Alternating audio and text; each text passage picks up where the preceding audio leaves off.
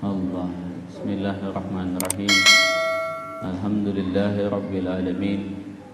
Allahumma salli wa sallim wa barik ala sayyidil mursalin imamil muttaqin sayyidina wa nabiyyina wa maulana Muhammadin wa ala alihi wa sahbihi ajma'in, amma ba'd.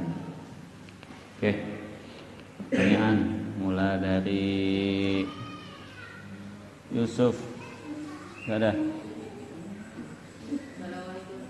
Waalaikumsalam warahmatullahi wabarakatuh.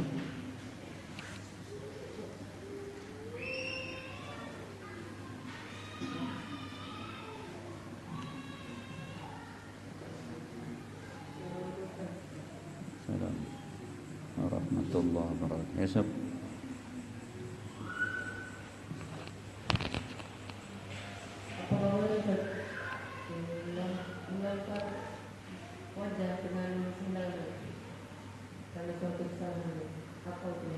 Oke.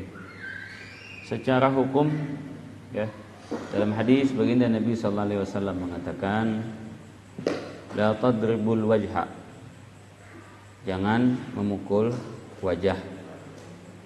Dalam hadis yang lain, Nabi melihat ada seekor binatang yang ditato di wajahnya. Jadi orang pengen menandai binatangnya, lalu binatang tadi ditato di wajahnya. Nah, Nabi melarang perkara tersebut. Jadi dikatakan dalam hadis, Nabi SAW mengatakan, Allah, jangan kalian mencaci maki wajah seseorang. Fa innallaha khalaqa Adam ala suratihi. Sesungguhnya Allah menciptakan Nabi Adam itu sama seperti dia itu. Jadi ketika kita mencaci maki, menghina, apalagi sampai memukul wajah seseorang, maka itu sama seperti kita memukul wajah Nabi Adam. Dan itu sama dengan memukul wajah yang diciptakan oleh Allah. Artinya yang merasa terhina ketika kita menghina seseorang adalah Allah. Jadi kalau anak dihina pasti bapaknya marah.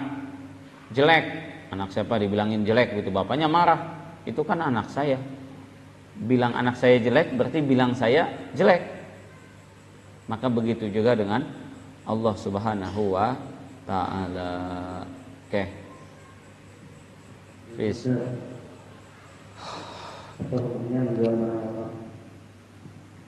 Menjual barang wakaf.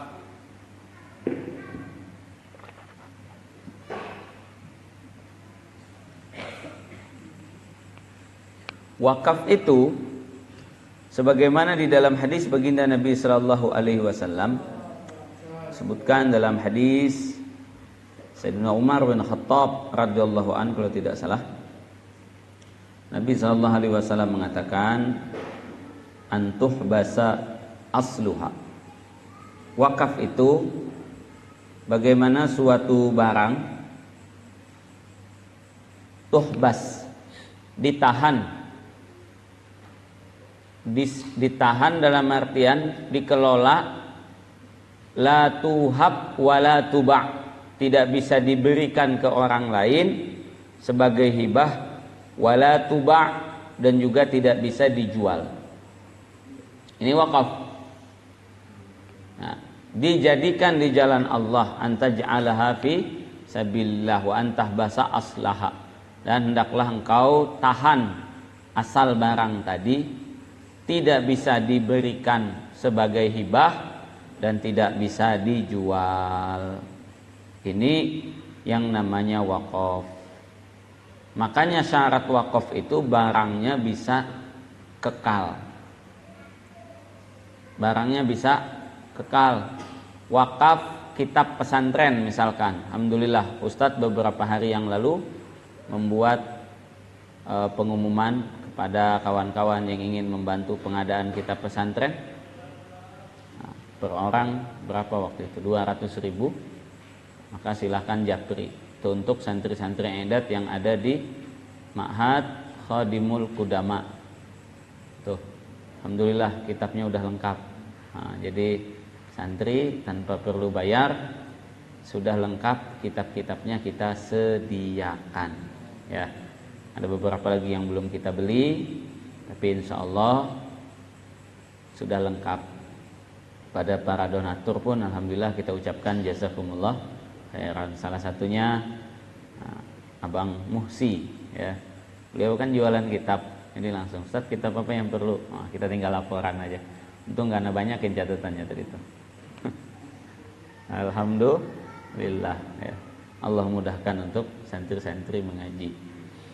Jadi bisa disimpan. Nah, kalau wakafnya wakaf yang tidak bisa disimpan, tidak kekal, maka tidak bisa. Contoh wakaf makanan.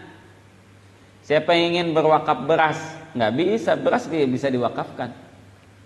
Karena beras itu tidak bisa bertahan lama. Berwakaf tanah, berwakaf masjid itu bisa. Karena bendanya bisa kekal. Nah, boleh nggak menjual wakaf? Wakaf tidak bisa dijual. Tidak bisa dijual. Dikarenakan kalau dijual akan menghilangkan kesan dan juga memori dari wakaf tersebut. Kecuali dalam keadaan super darurat, itu baru bisa. Super darurat itu pun juga dijual untuk dibelikan wakaf lagi. Contoh misal orang tuh berwakaf kipas angin, ada banyak nih kipas angin. Kemudian ada orang berwakaf AC, akhirnya kipas anginnya nggak dipakai, disimpan aja. Bahkan sebagian udah rusak. Nah, daripada rusak yang kayak begitu bisa dijual. Bisa dijual. Tapi kalau sampai tanah, bangunan, lagi masjid dijual, nah ini repot nanti pembahasannya. Jadi tetap kita ikut pendapat yang mengatakan la tuhab wa la tuba', tidak bisa dijual, tidak bisa diberikan sebagai hibah.